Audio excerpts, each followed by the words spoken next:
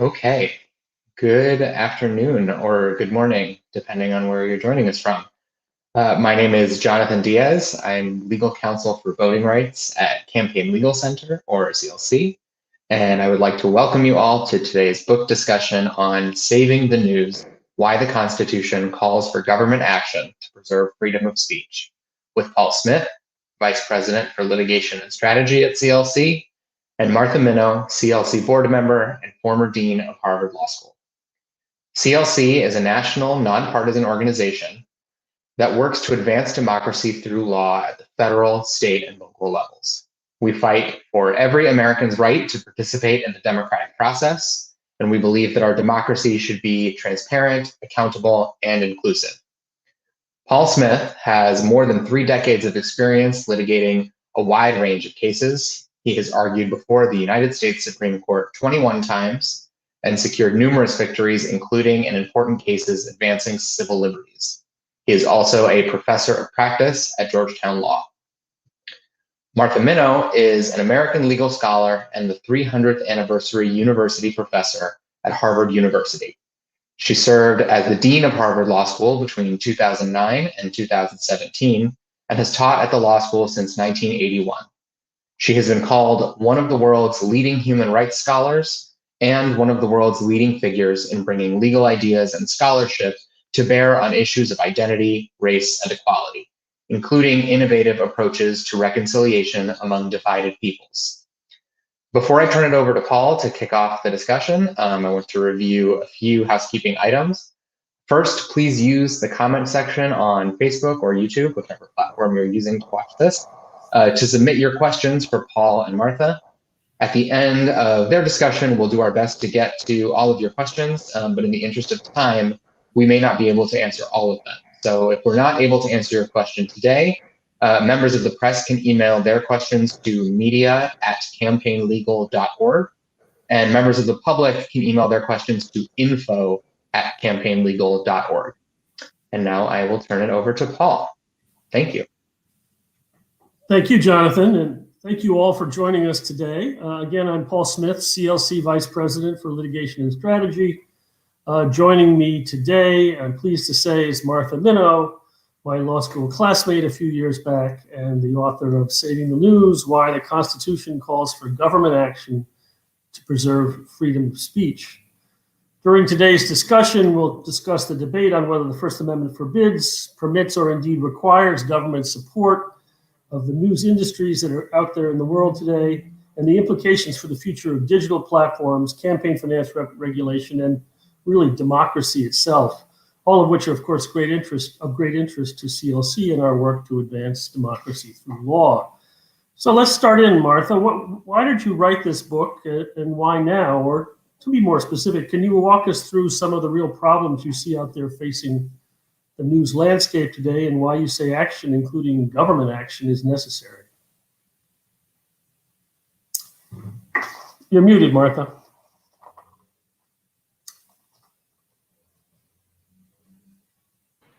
Thank you, Paul, and thank you for your work every day to defend democracy. And that really is the prompt for the book. I think that democracies are in retreat. I know they are around the world. And we have seen how much stress democracy is under in the United States.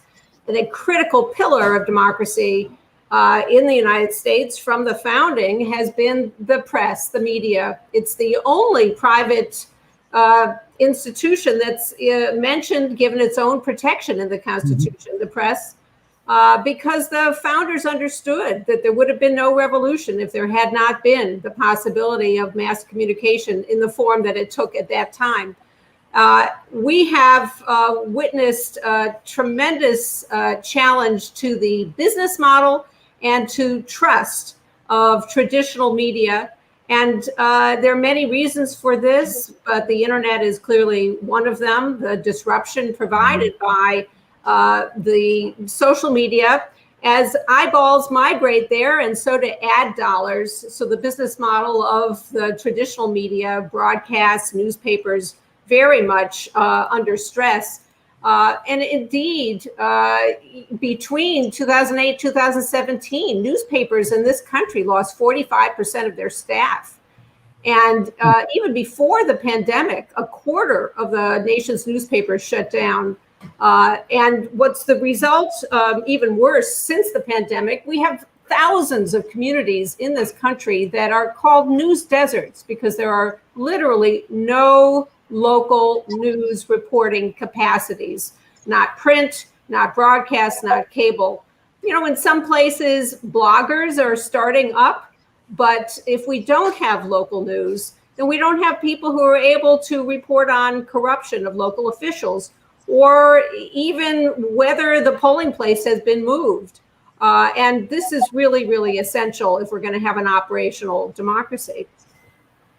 That's really helpful, Martha. Let's see if we can dig down a little deeper into how this challenge to local news in particular and traditional legacy media in general has come about. I mean, part of it was 25 years ago with the creation of the internet, which eliminated a lot of people's incentive to go out and buy a paper newspaper and created things like Craigslist that replaced the want ads and stuff. But more recently, and you discussed it at length in the book, the problem hasn't just been the internet. It's these social media platforms which are invading the space in a different way by being the place people go to get their news, right? That's right. By some polls, 2/3 of Americans get their news through social media. And we do know that people in this country trust messages about the news from their friends more than they do from the actual professional journalists. One of the ways that this has disrupted the old-fashioned economy is that people cut and paste or forward materials that have been paid for, or someone's paying for it, but they don't pay as they forward it, as they post it, as they share it. And the internet platforms certainly don't. And what used to be a kind of virtuous cycle where the selling of ads and subscriptions supported professional journalists, and the return would on that investment would go back into new reporting. That's broken. And the internet platforms, the social media platforms, mostly do not pay. They certainly don't pay when third parties forward or post the material, and only recently have any of them offered to pay, even when it's intellectual property that they are distributing. Right. They operate their own news feeds and will post stories from all of the main media companies, but don't pay anything like the value of the material that they're posting. Is that fair? That is fair. And there, Apple has recently indicated a willingness to pay something. But when Australia enacted a law requiring the payment by social media for news, several companies said, well, then we're leaving. They backed off, but they're making a fight of this. And it's fascinating, actually, to see the internet platform companies move from a position they had about 8 years ago of saying, we're not journalists, we're not in the media business, we're just a platform, to now acknowledging that they are editing, they are intermediating, and wanting to be trusted. And therefore, there's some greater willingness to pay, but not what the costs really are. And I suppose if you want to use the First Amendment, you have to be willing to say we're involved in the editorial process in some ways. Exactly. So one of the things you do a lot in your book is discuss the history of the relationship between the news media as it's existed since the founding and the government. And you kind of take on this notion that the news has always been a private institution and that the government has just had a kind of hands-off attitude, and say that's entirely wrong. Can you explain the relationship and why it matters between the government and the news media, and how it can help us understand pathways toward a better future in this new world we live in with Facebook, Google, and Twitter dominating us? Well, I'll confess, I learned a lot in the course of doing the research for this book. I learned about the postal subsidies that were provided for newspapers from the beginning of the post office that continue to this day. Of course, we know about government regulation of broadcast and even cable franchises, but I hadn't known how central the government was in investing in the telegraph, investing in the research that created the internet, investing even into a National Science Foundation grant the research that produced Google's first algorithms. I saw that. That was fascinating. I had no idea that that was something that the government had helped. No, exactly. And besides all of that, the actual active role of the United States government and state governments in shaping the markets through antitrust law, consumer protection law, subsidies, that has given us the media ecosystem that we have now, which differs from the media ecosystem in many other countries. So you're absolutely right. I really wanted to take on this notion that the government has to stay miles and miles away from media, because it never has. And when you read the text simply says that the no state shall abridge the freedom of speech or of the press, nor shall the government, the federal government. And abridge is not anything about expanding, enlarging, shaping, supporting. And indeed, that's what the history demonstrates. Right. And as you say, we are different from European countries that have their own sort of state media, the BBC and the like. On the other hand, it's been a long time since we've had public television, which is a kind of a public-private partnership of sorts, I suppose, and not quite the same as the BBC, but another example of government involvement in making the media a richer, better form of expression, wouldn't you say? Well, exactly. And, in many ways, the creation of public media started off as educational media, reflected an idea that Louis Brandeis had, which is when there's a market failure, the government can step in and provide a service and show that there's a market for it. And the story of Sesame Street is such a perfect example there. There was such a dearth of programming for children. Public broadcasting started with Sesame Street, and it's so successful, it's now triggered an enormous market and competition among private providers for quality children programming. And also Sesame Street itself is now on a private platform. You talk a lot in this really interesting book about the sort of libertarian view of the First Amendment, which, when you first think about it, doesn't seem like a wrongful thing. The First Amendment, you think it's about liberty. But you use this history and as a kind of a beginning of a rebuttal of that perspective. Could you tell us what you mean by the libertarian view of the First Amendment and how we need to move beyond it if we're going to solve the problems that the media is facing these days? The First Amendment's interpretation has shifted rather dramatically over time. I mean, for the first century of the United States, there really was no enforceable legal right under the First Amendment, and I don't want to go back to that time. And really the development of a recognition of freedom of speech, of expression during the 1960s, it took on a feature that I find very important and worth reviving, which is the recognition of the right to receive information. It's not just the right to express.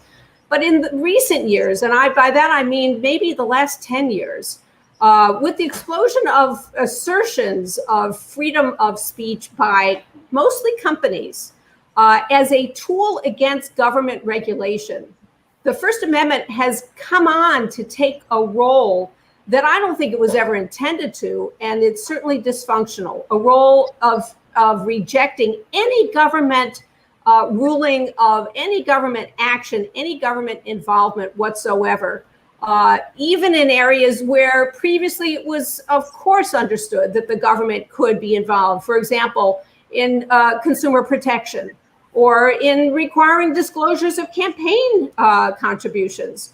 When the United States Supreme Court rejected certain restrictions on campaign finance, it was an opinion by Justice Kennedy that you contributed to, and well, which says, well, of course, one of the solutions is mandatory disclosures of campaign contributions.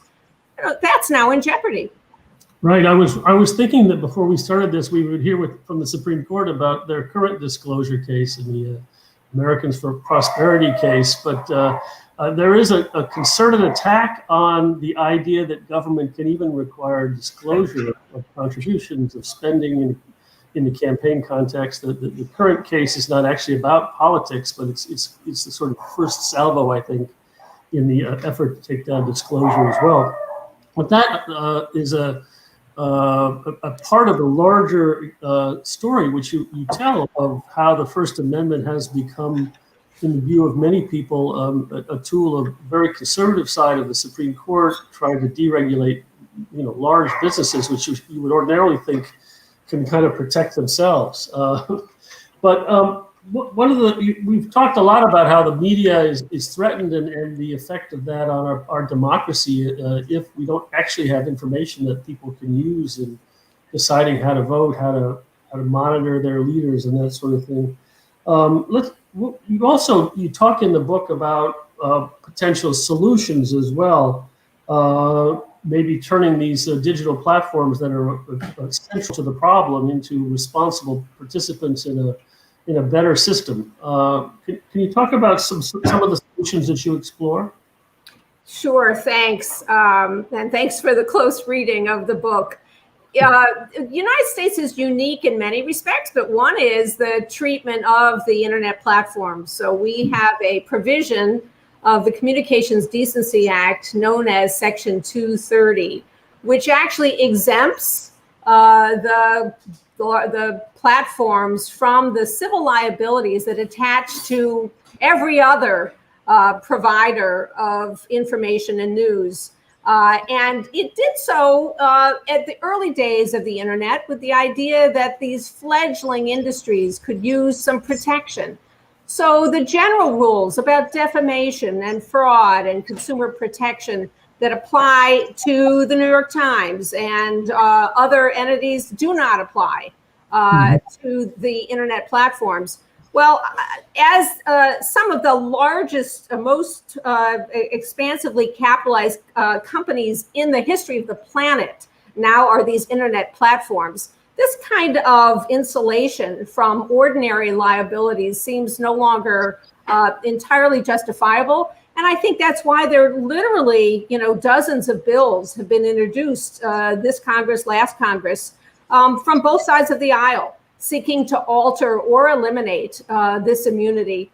My approach is simply to say, I think it's time to treat at least the large companies as grown-up companies. And if they're going to get any kind of special treatment, it should be conditioned on their demonstration of their own stepping up to the responsibilities of editing and monitoring. So a conditional immunity is a good idea that some have developed. But that attention to that immunity, I think, is absolutely overdue.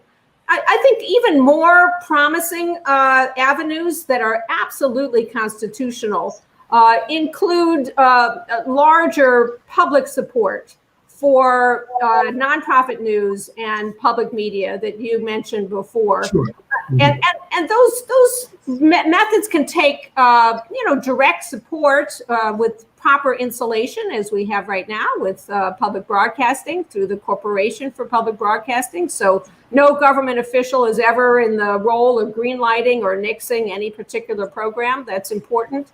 But it can also take the form of tax exemptions, tax deductions, put the power in the hand of viewers and consumers and users about where they want the resources to go through donations to tax-exempt organizations. I think that that's another possibility.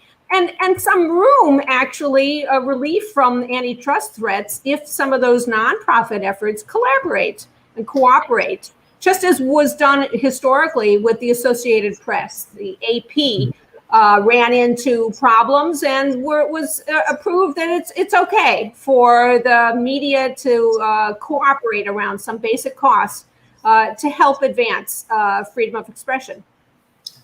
Of course, just speaking again of current events, we saw just yesterday that efforts to use the antitrust weapon to kind of produce some kind of limitation on the power of these platforms, at least in the case of Facebook, had a pretty serious hit from Judge Boasberg and dismissal. Well, it's a real setback, and he gave them 30 days to file again, but it's surrounded by, I doubt you can come up with anything.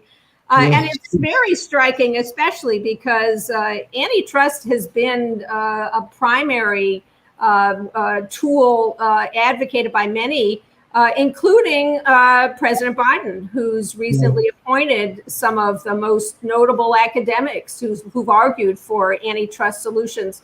In my book, I explore the antitrust approaches, and I say there really are issues that really pertain more to the marketplace activities of entities like Amazon that favor their own products and so forth. But the discussion of antitrust is all to the good, because understanding the market shape is right. And if the discussion leads to more self-regulation and responsible behavior, that's a good thing. That's a good development.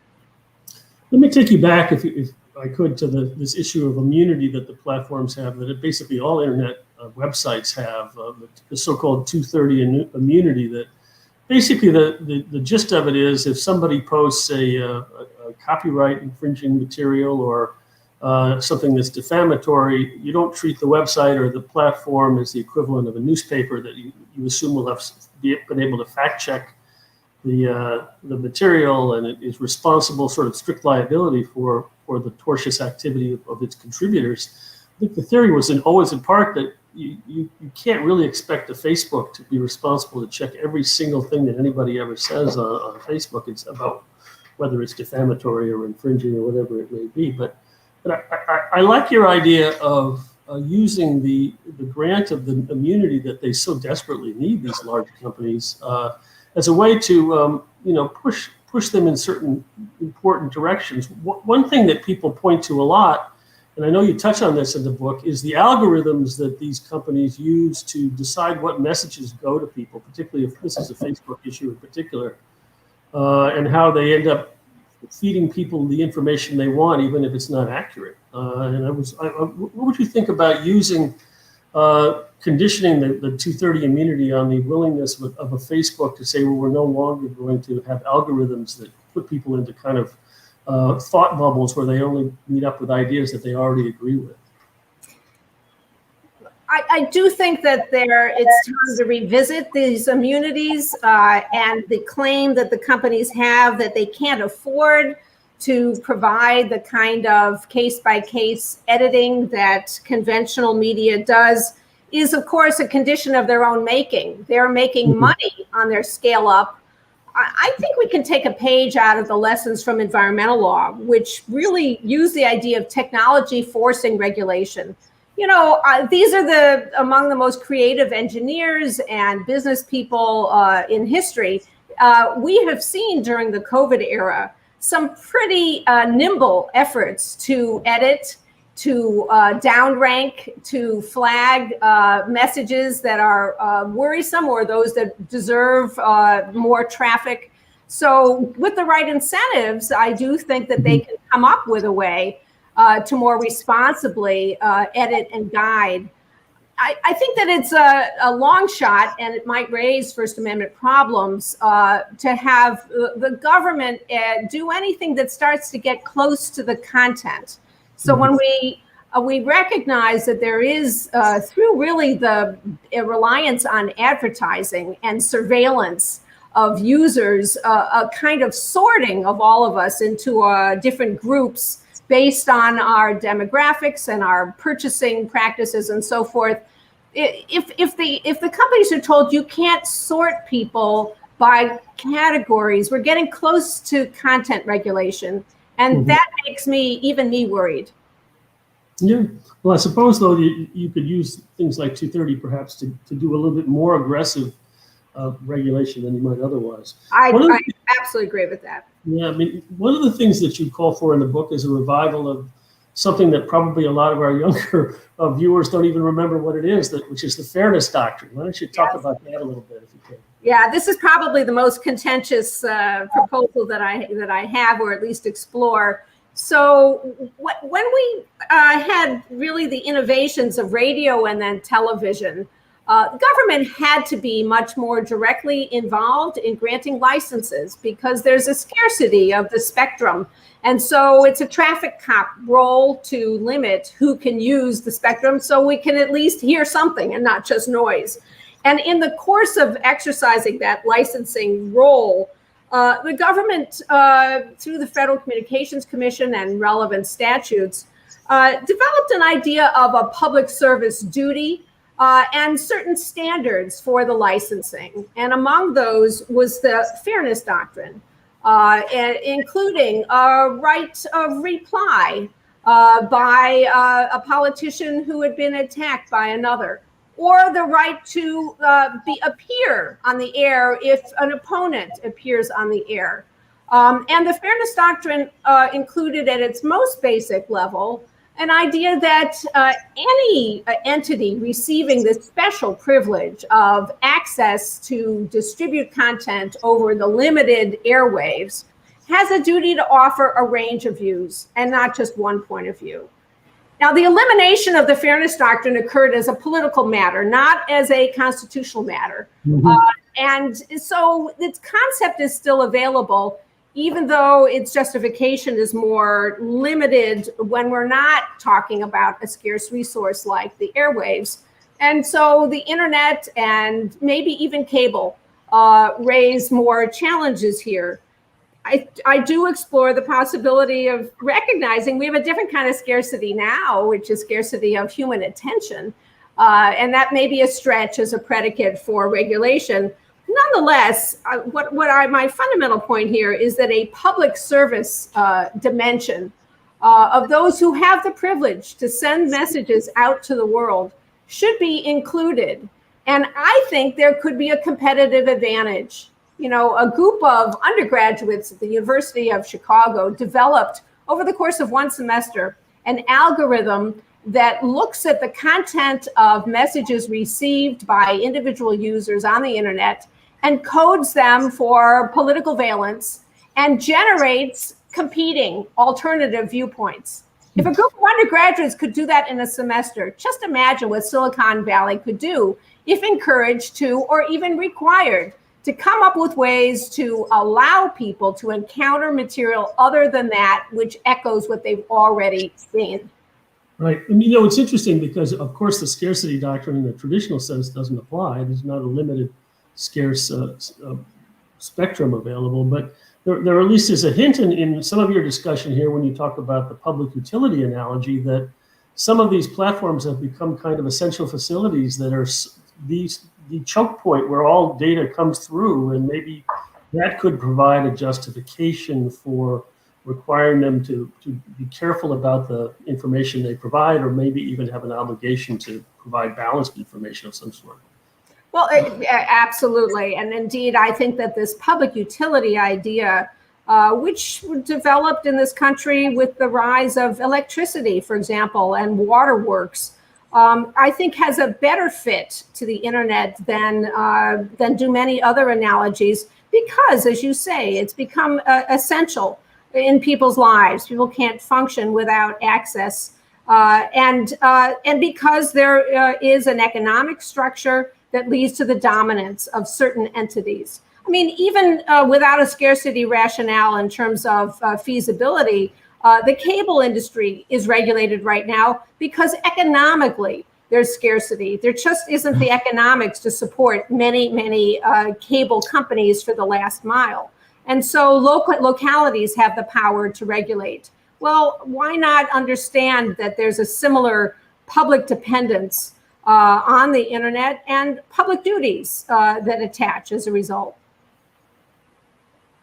So, you know, you talk about one threat to democracy, which is the disappearance of the traditional media that give the information voters really need. But there's a whole other problem, threat to our democracy that is created by the technological change and these new institutional structures that have emerged.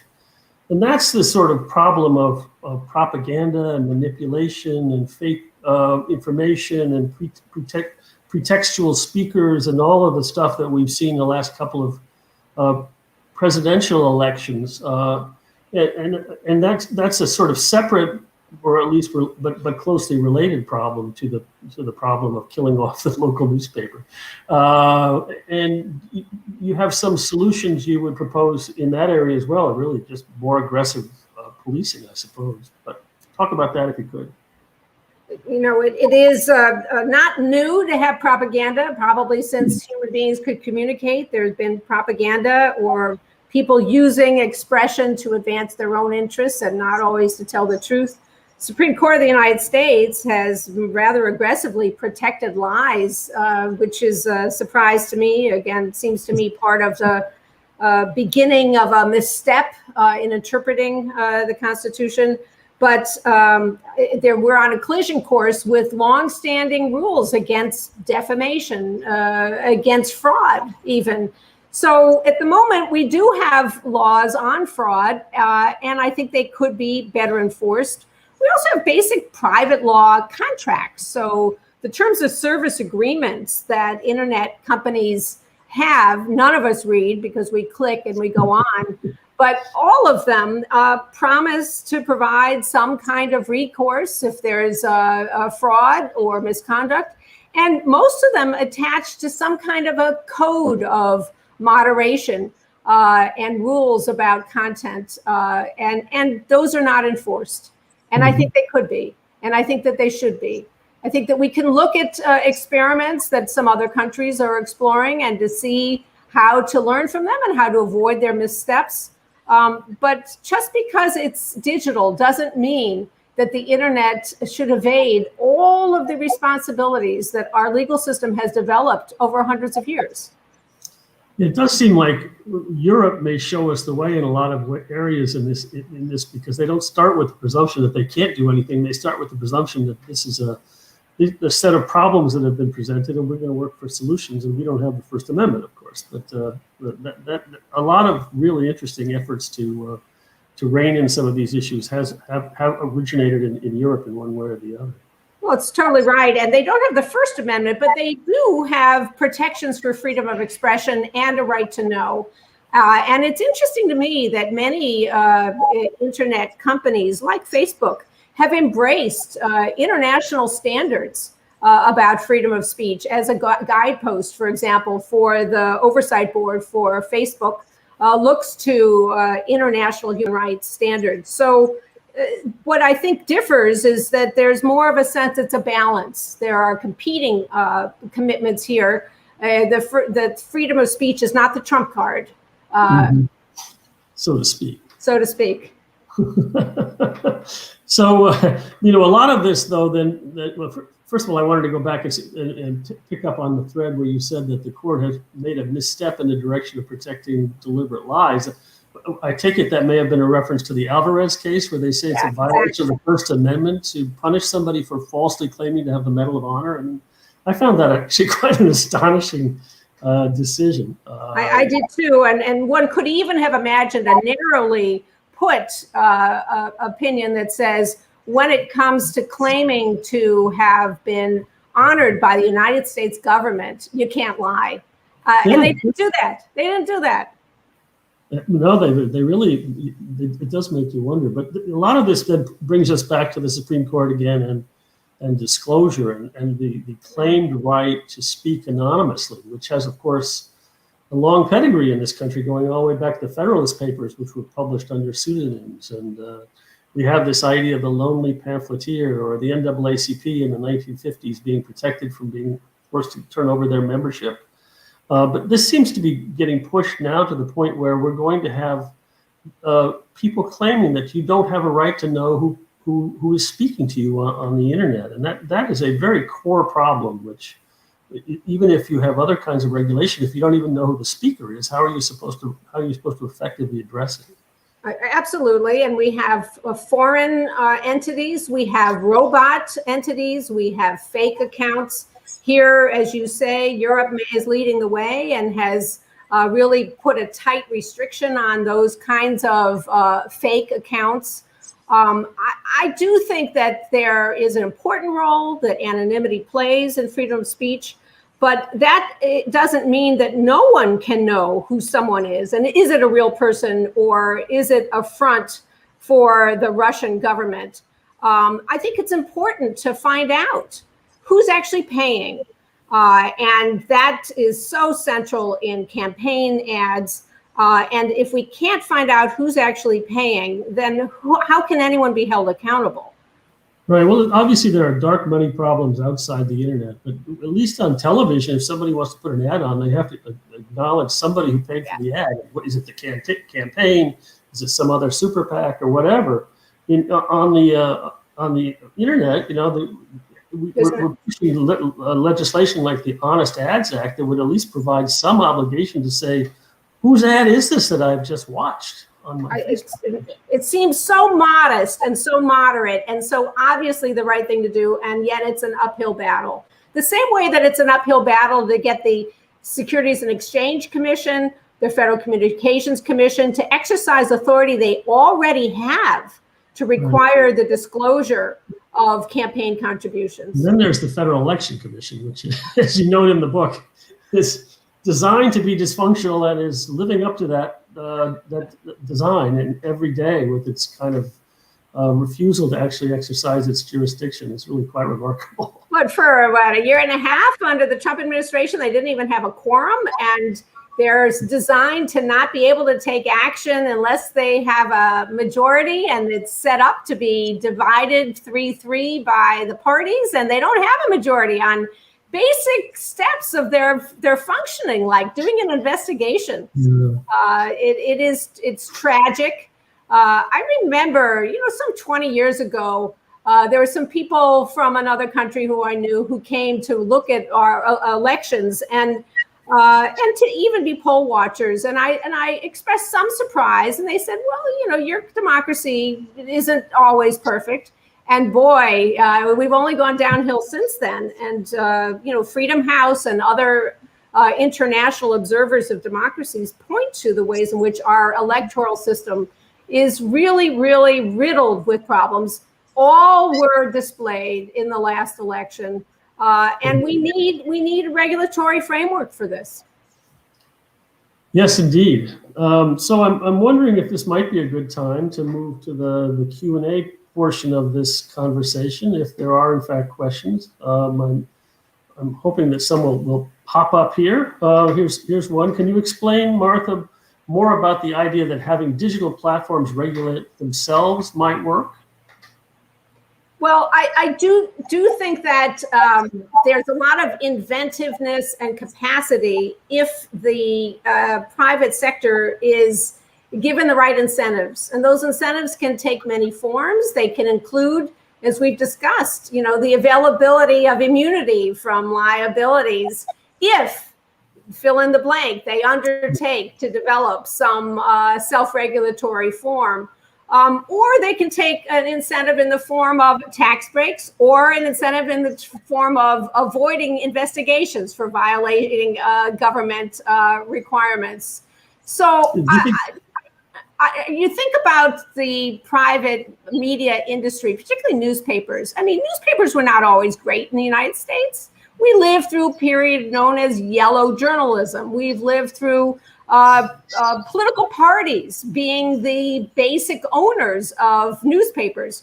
What really changed was towards the latter half, the 1870s of the 19th century, 1880s, 1900, there emerged an idea of a professionalism. And the journalists developed codes of ethics, and newspapers subscribed to them. That's self-regulation. And they did so to increase their status, for sure, and their marketability. But it actually produced, over time, the golden age of journalism in America. Indeed. Do you think that there actually could be a commercial incentive to be the sort of honest and fair and balanced social network, or do you think that's just a pipe dream? For a time, wasn't that Fox News's tagline, which they've now abandoned? Yes, of course. So I would hope so, but the demand for reliable news before the pandemic didn't seem very strong. During the pandemic, it grew dramatically, both about COVID-19, but also about elections. Mm-hmm. So possibly. Again, I think that the example of creating a public media competition to elevate the quality and inspire innovation on the improved front That's a strategy that has proven to work and I think should be tried even more fully. Ethan Zuckerman at the University of Massachusetts has a proposal for a public internet alternative that would really be very much crowd-based, peer monitored, with a lot of open source, open tools. I think it's very promising and interesting. Whether there's massive demand for it, I don't know, but it again would open up the space for innovation and competition.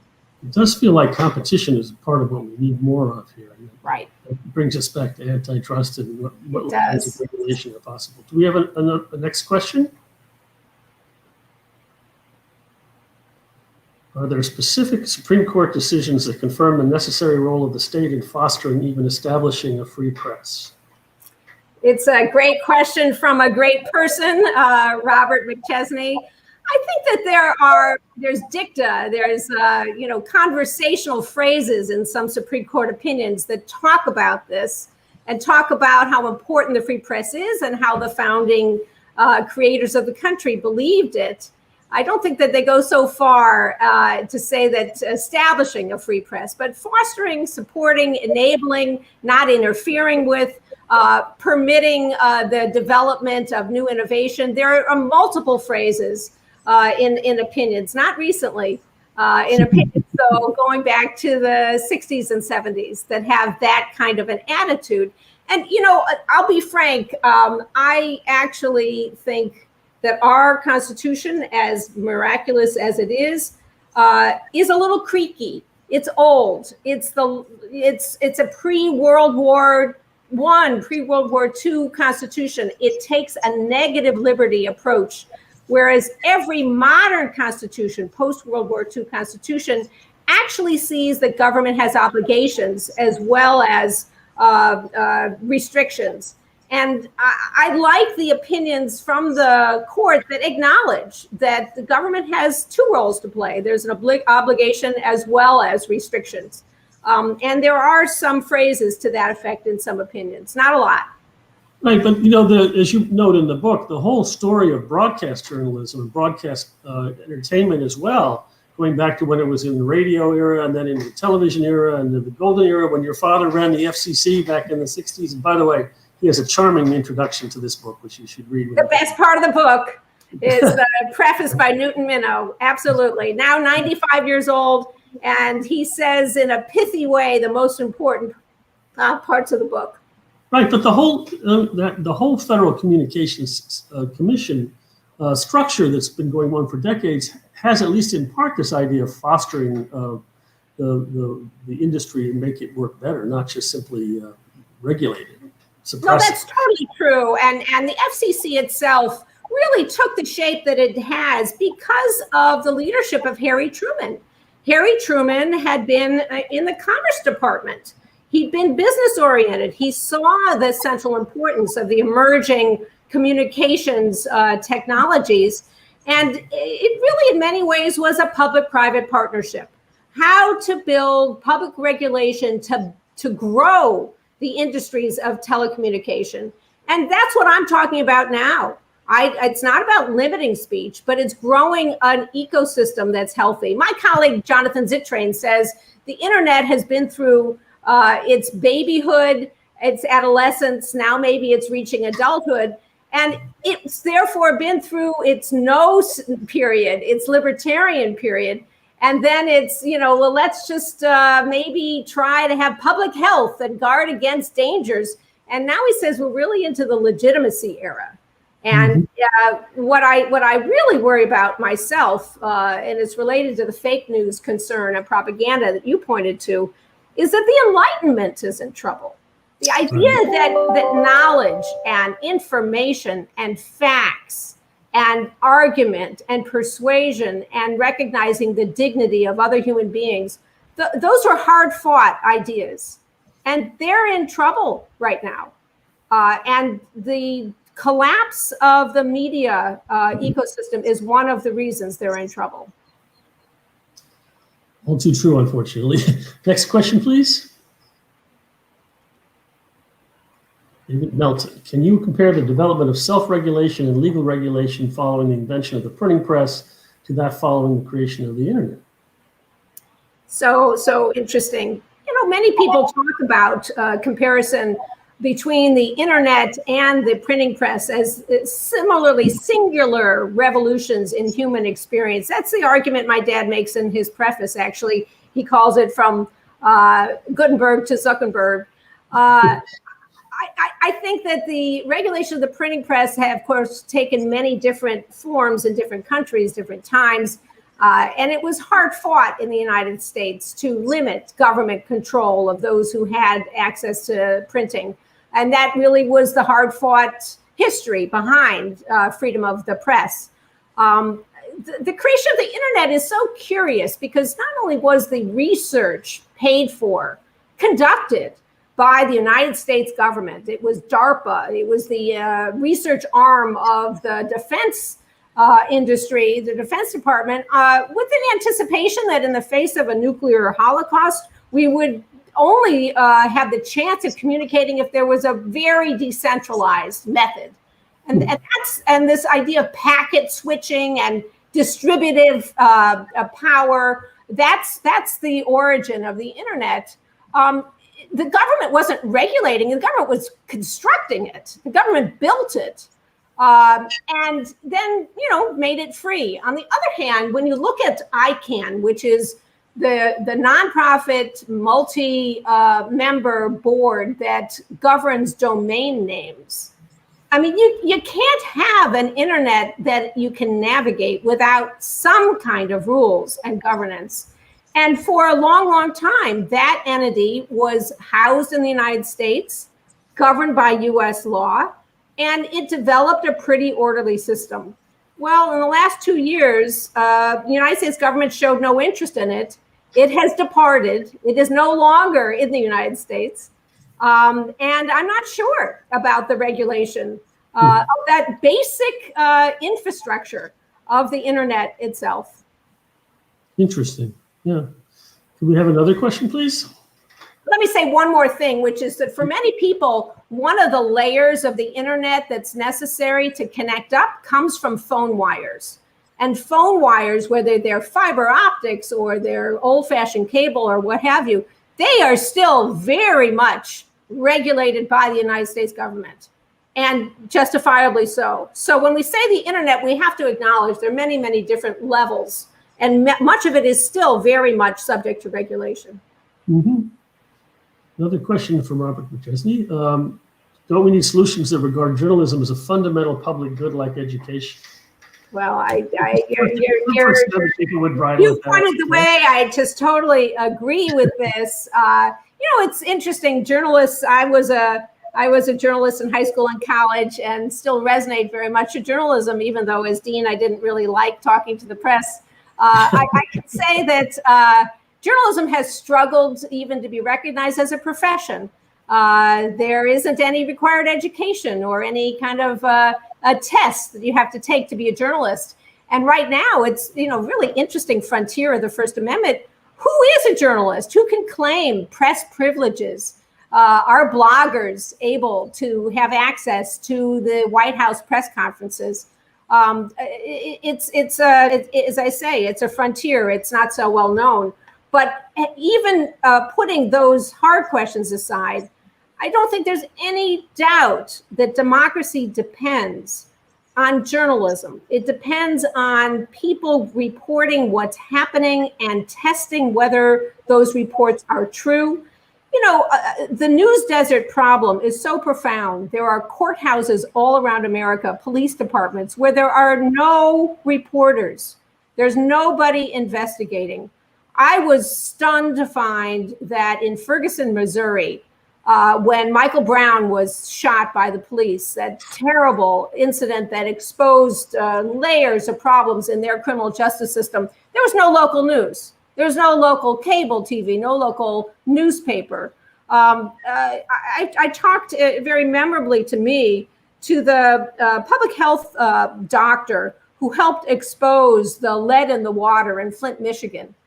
And I said, it's just such a terrible story. She said, no, we were lucky. I said, what do you mean lucky? She said, we had good local media. She said, there are hundreds of Flint, Michigans all around America without local media to expose the story. So it's public health that's at issue as well as democracy. It's our ability to plan for our aging lives. It's our ability to care for our family and our community. It's environmental issues, as well as how do you run the government and guard against corruption. If we don't have accountability journalism, if all we have are recipes and sports stories, we will not be able to conduct our lives. So I think you noted that in the book that even like a place as large and significant as Queens, the borough in New York, though, their criminal courts are not really even being covered by the existing media in one of the most media-rich environments in the world, New York City. It's remarkable. At the time that I wrote, that was absolutely right. And I do think that some online resources, bloggers are beginning, volunteers are beginning, but people can't make a living blogging. It's very, very hard. And we have to find a way to recapture, rebuild a virtuous cycle. You know, to some extent, legacy media went down the wrong path by initially making their content free, you know, and believing that people would then subscribe. You know, the Wall Street Journal was the only one that understood, no, paywall at the beginning. Problem with paywalls is, you know, a lot of people don't have the money or don't want to pay for the whole year. What about just the one story? And now we've cultivated a kind of expectation that you can get access to any information without any payment whatsoever, even though the price is less than a cup of coffee, even expensive coffee. And you know, even if you decide I'm going to try to make it work on ad-supported journalism, you know, then if the platforms are taking the lion's share of the revenue from that, that doesn't work. So. Completely right. There's not going to be a silver bullet. The future financing of responsible journalism is going to require contributions of subscribers and public and philanthropy, and yes, some kinds of commercial activity. There's not going to be one size fits all. Yeah. But clearly the philanthropy piece is going to be a big part of it if you want to maintain the kind of investigative journalism that's needed in so many places. Absolutely. The sort of ProPublica model is real. I think we have another question. If you wanted the larger democracy reform community to focus their efforts on one thing to get done for media and democracy, what would that be? Now, that's a good question. It's a totally great question. Can I have two? I absolutely not here to enforce it. I guess I'll give you two, Marcus. Well, I absolutely want to underscore the government support for nonprofit and public media. Without that, there's no chance. But the second one, which should be dear to the heart of the larger democracy reform community, is the transparency and disclosure issue, both by legislation and litigation. You can't do accountability journalism if there isn't disclosure.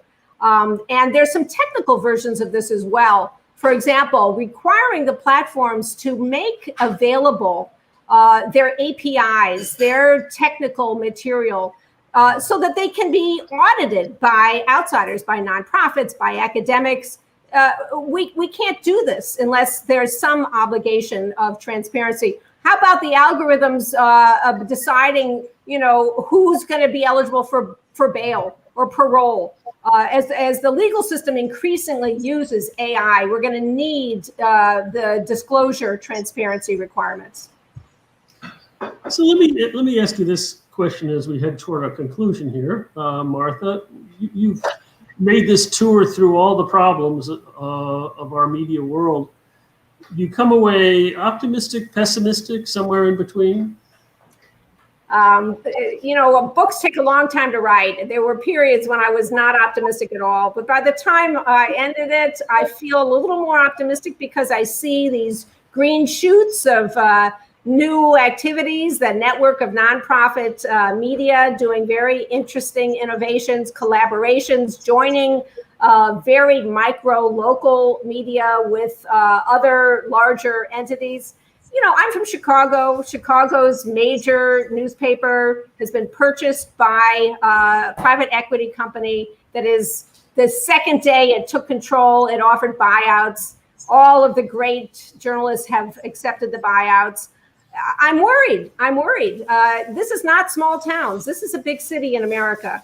And so it is a crisis. I'm encouraged because a lot of people are trying to do something about it, but it's going to take many, many moves and efforts by a lot of people. Well, let me say thank you to our audience for the questions and for being with us today and taking the time off to do that. And I'll give you one more opportunity, Martha, for any closing thoughts that you'd like to share before we move to our sign-off. Well, I am so proud to be associated with the Campaign Legal Center, and thank you, Paul, for your time and for your great questions. Everyone, great questions. You know, democracy is hard work, and it requires constant vigilance, and it is under great strain right now. We can turn it around, but only by continuing to push, and that means to defend all the institutions, the pillars of democracy. There's clearly work to be done, and thank you for being involved with that as well. Thank you, Martha, for everything that you've talked to us about today. It's been incredibly interesting and educational. I encourage everyone to read Martha's book. Don't just hear about it. Buy the book, Saving the News, Why the Constitution Calls for Government Action to Preserve Freedom of Speech. And in that, you can learn more about the solutions that we can use to protect free speech and the free flow of accurate information in the digital age. If you have additional questions or you'd like more information, please email us at info@campaignlegalcenter.org. Thank you again, and have a good afternoon. Take care, everyone. Thank you.